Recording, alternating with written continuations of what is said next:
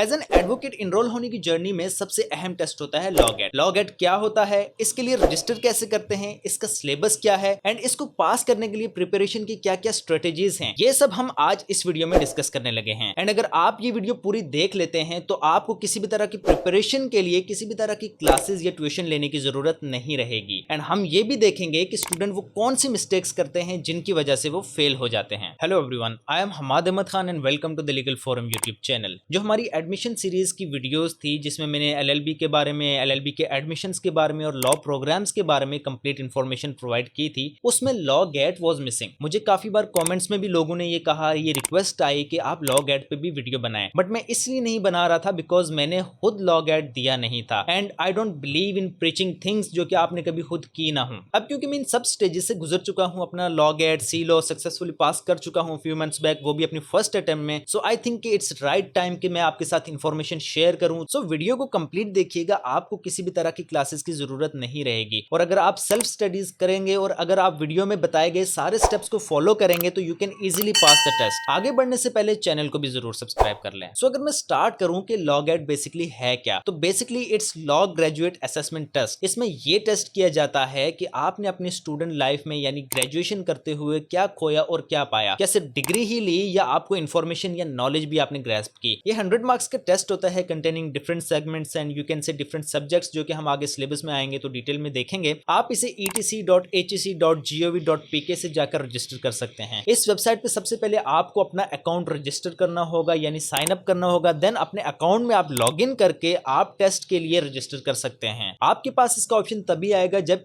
आपका test announce हो चुका होगा। HEC कंडक्ट करता है ये टेस्ट 2018 में। सुप्रीम कोर्ट ऑफ पाकिस्तान की एक जजमेंट थी जिसमें इस टेस्ट को मैंडेटरी डिक्लेयर कर दिया गया था एंड ये टेस्ट आपको लाजमी देना होता है इररिस्पेक्टिव ऑफ योर प्रोग्राम, चाहे आप फॉरेन ग्रेजुएट हैं या आपने कोई पाकिस्तानी प्रोग्राम किया है। एंड इन केस अगर आप फॉरेन ग्रेजुएट हैं तो आपको लॉ गेट के साथ साथ सी लॉ का एक एडिशनल एग्जाम भी देना होगा जो कि लाजमी है एंड बेसिकली सेमी पैटर्न पे है। कुछ थोड़ा बहुत इसके डिफरेंसेस हैं, हम आगे सिलेबस में वो भी देख लेंगे, जो कि बेसिकली एक इक्विवेलेंसी एग्जामिनेशन है, special equivalency examination in law. और इन दोनों ही टेस्ट में आपको 50 नंबर कम से कम लेने होते हैं 100 मार्क्स में से। Before going two subjects and syllabus हम कुछ एग्जाम टेक्निक्स पे बात कर लेते हैं। जब आप ये एग्जाम देने जाते हैं तो आपको एक क्वेश्चन बुक दी जाती है जिसका एक स्पेसिफिक कलर होता है एंड इसके साथ साथ आपको एक आंसर शीट भी दी जाती है जिस पर आपका नेम और रोल नंबर ऑलरेडी लिखा हुआ होता है, यानी वो स्पेसिफिकली आप ही के लिए प्रिंट की गई होती है और आपको अपने रोल नंबर के हिसाब से आपकी सीट पे मिल जाती है। एंड मेक श्योर आपने ये करना है कि जिस कलर की आपके पास क्वेश्चन बुक है आप आंसर शीट पे भी वही सिलेक्ट करें। आपका पूरा पेपर कैंसिल हो जाएगा क्योंकि उस कलर की जो की होगी वो डिफरेंट होगी और आपको जो कंप्यूटर है वो उसे रिकॉग्नाइज ही नहीं कर पाएगा। आंसर शीट में आपको बबल्स फिल करने होते हैं एंड मेक श्योर कि आप वो बबल प्रॉपरली फिल करें, आधा फिल ना करें या ओवरराइड ना हुआ हो, बिकॉज दोनों ही कंडीशन में उसे कंप्यूटर रिकॉग्नाइज नहीं कर पाएगा और आपको मार्क्स नहीं मिलेंगे। बबल फिल करते हुए आप बॉल पेन का यूज करें, इंक पेन या पॉइंटर को यूज ना करें एंड एक ही बबल को फिल करें। और बबल फिल करने से पहले सीरियल नंबर लाजमी देख लें, बिकॉज समटाइम होता ये है कि आप बहुत सारे बबल्स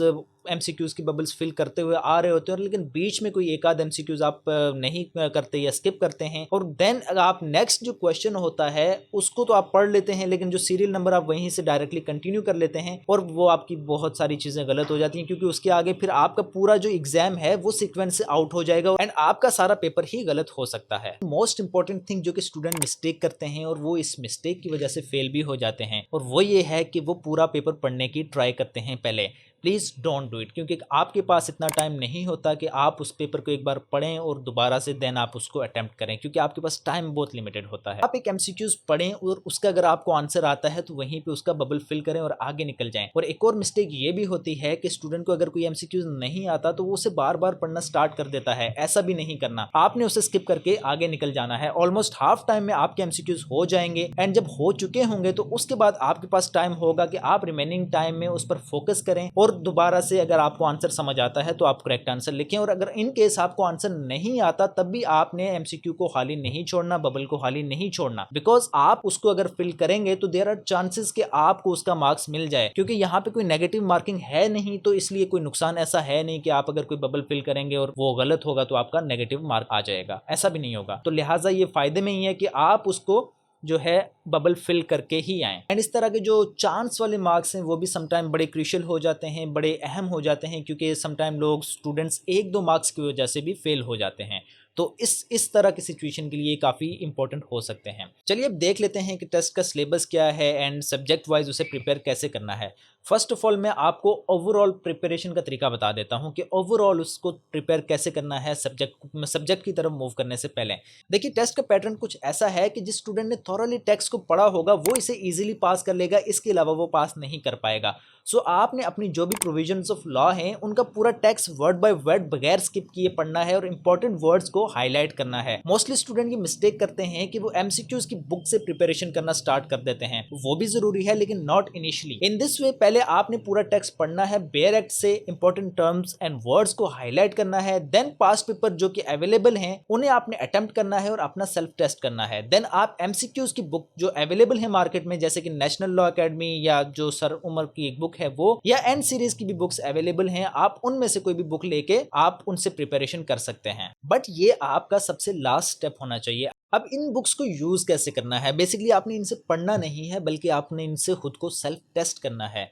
आप खुद या आप किसी फ्रेंड को ये बुक दे दें और वो आपसे क्वेश्चन करे एंड आप उसे आंसर करें, या आप इवन खुद भी हाइड करके जो टेक्स्ट पढ़ सकते हैं और एमसीक्यूज में से आप पहले आंसर गेस करें एंड देन इस बुक से चेक करें कि आपका आंसर राइट है या नहीं। और अगर आपका आंसर इनकेस नहीं राइट या आपने वो चीज़ पे ध्यान नहीं दिया तो आप यहाँ से इजीली उसको प्रिपेयर कर सकते हैं। Now let's move towards syllabus. हम देख लेते हैं कि इसका सिलेबस क्या है। आप अपनी स्क्रीन पे देख पा रहे होंगे, मैं अपनी कंप्यूटर की स्क्रीन शेयर कर दूंगा या फिर जो हमारे एडिटर हैं वो इस पर आप ऐड कर देंगे।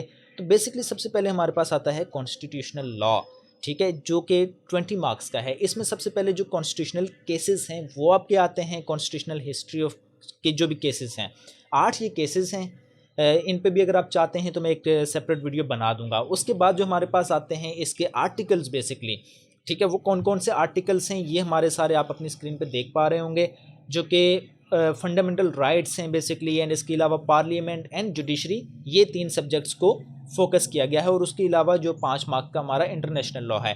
बेसिकली 5 मार्क्स के हमारे जो हैं कॉन्स्टिट्यूशनल केसेस हैं, 10 मार्क्स का हमारा जो है वो आर्टिकल्स हैं और 5 मार्क्स के जो है हमारे पास वो इंटरनेशनल लॉ है। देन हमारे पास इसके बाद आता है ज्यूरिस्प्रूडेंस। ज्यूरिस्प्रूडेंस में सबसे पहले हमारे पास है इंग्लिश ज्यूरिस्प्रूडेंस जो कि है 5 मार्क्स का, और उसके बाद हमारे पास आता है इस्लामिक ज्यूरिस्प्रूडेंस जो कि है 10 मार्क्स का। देन हमारे पास सिविल प्रोसीजर कोड है, ये भी 20 मार्क्स का है। क्रिमिनल लॉ है। देन अच्छा देखिए इसमें क्रिमिनल लॉ है, नॉट ओनली पीपीसी या सीआरपीसी, एक सब्जेक्ट नहीं है, इसमें पूरा क्रिमिनल लॉ है, जिसमें से 10 नंबर का जो हमारे पास पीपीसी है और उसमें जो ये चैप्टर्स आप देख सकते हैं, जैसे कि इसमें चैप्टर जो हैं वो चैप्टर 2 है जो कि जनरल एक्सेप्शंस हैं एंड डेफिनेशंस हैं। चैप्टर 4 है जनरल एक्सेप्शंस का। उसके अलावा चैप्टर 16 है offences against human body, and chapter 16A है wrongful restrain and wrongful confinement का, and chapter 17 offence against property. ये जो है हमारे पास ये सिलेबस का हिस्सा है। देन हम मूव करते हैं सीआरपीसी पे। आप देख सकते हैं अपनी स्क्रीन पे कि सीआरपीसी के कौन कौन से चैप्टर्स हैं। Chapter 1, chapter 5, chapter 7, chapter 8, chapter 10, chapter 11, chapter 14, chapter 16, chapter 17 and chapter 31 and 39। अब देखने में काफ़ी ज़्यादा लगते हैं बट हम देखेंगे कि इसको किस तरह से हमने प्रिपेयर करना है।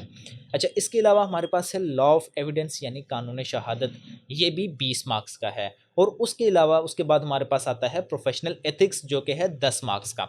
अब इसको किस हायरार्की में हमने प्रिपेयर करना है बेसिकली, सो सबसे पहले जो ब्राउनी पॉइंट्स हैं हमने वो उनको टारगेट करना है, वो है प्रोफेशनल एथिक्स के, जो कि चंद ही की प्रोविजंस हैं एंड उनमें से 10 जो है आपके एमसीक्यूज बनते हैं and they are very easy.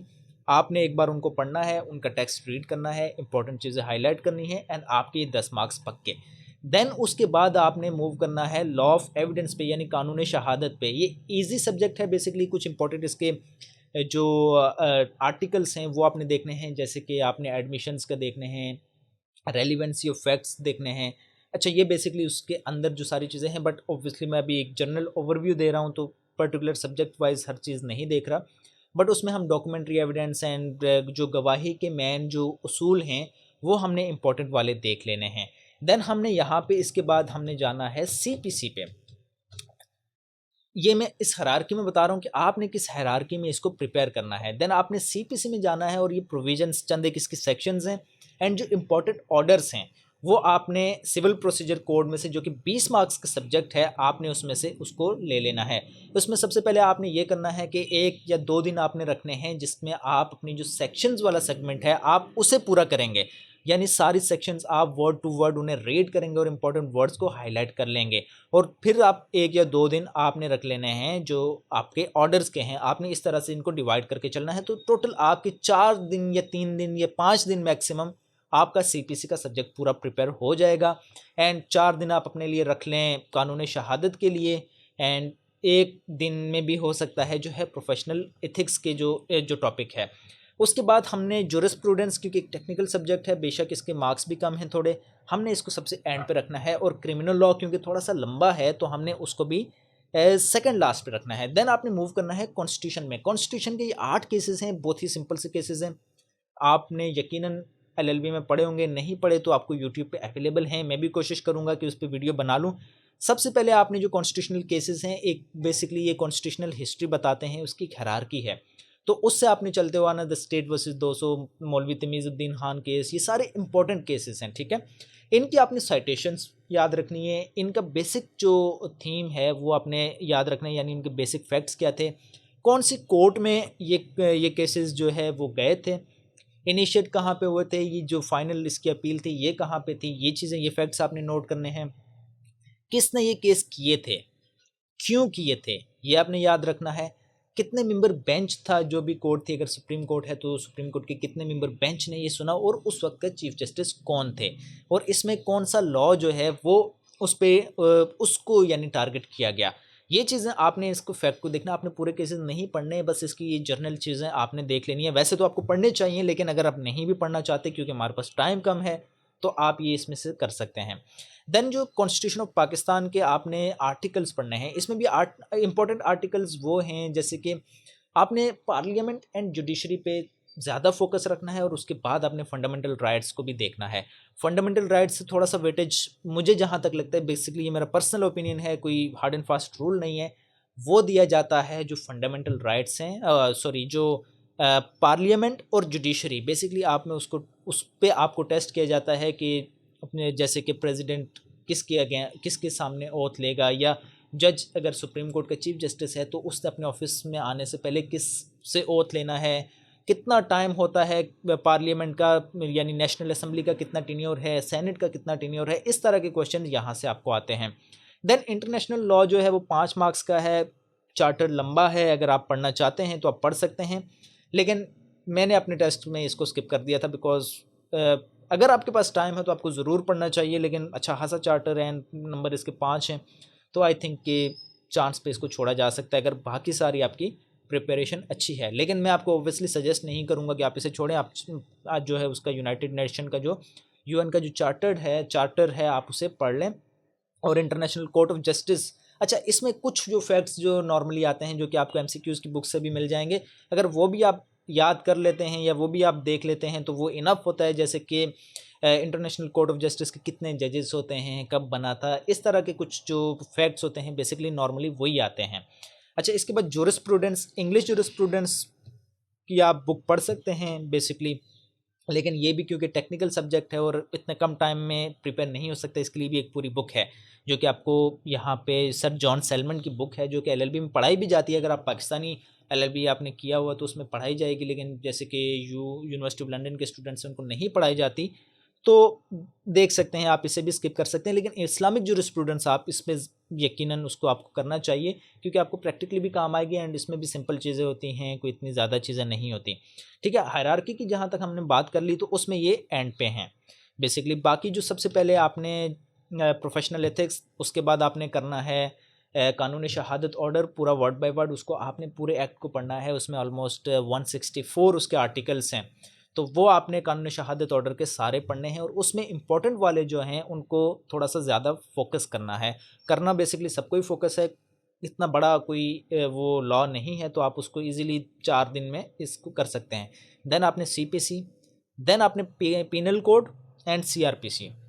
CrPC में आपने ये चीज़ें देखनी हैं कि मैजिस्ट्रेट की क्या पावर्स हैं, सेशन जज की क्या पावर्स हैं, कॉग्निजेंस किस तरह से ली जाती है, कौन कॉग्निजेंस लेता है, इस तरह की जो अहम चीज़ें हैं वो आपने देखनी है। और उसके बाद जो है आपने जूरिस्प्रूडेंस की तरफ आना है। बेसिकली जूरिस्प्रूडेंस से पहले आपने कॉन्स्टिट्यूशन भी देख लें, कॉन्स्टिट्यूशन देखना है, सीपीसी के बाद आपने कॉन्स्टिट्यूशन देखना है, देन आपने क्रिमिनल लॉ की तरफ आना है और देन आपने जो है इंटरनेशनल लॉ या जूरिस्प्रूडेंस की तरफ आना है। तो ये आपकी हायरार्की होनी चाहिए आपकी प्रिपरेशन के लिए। तो आई थिंक कि वीडियो शायद थोड़ी सी लंबी भी हो गई हो, लेकिन आप इसको पूरा ज़रूर देखें।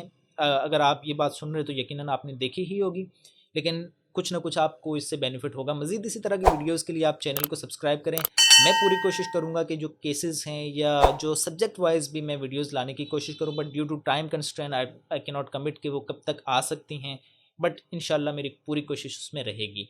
तो मिलते हैं अगली वीडियो में, तब तक के लिए अपना बहुत सारा ख्याल रखिएगा। अल्लाह हाफिज़।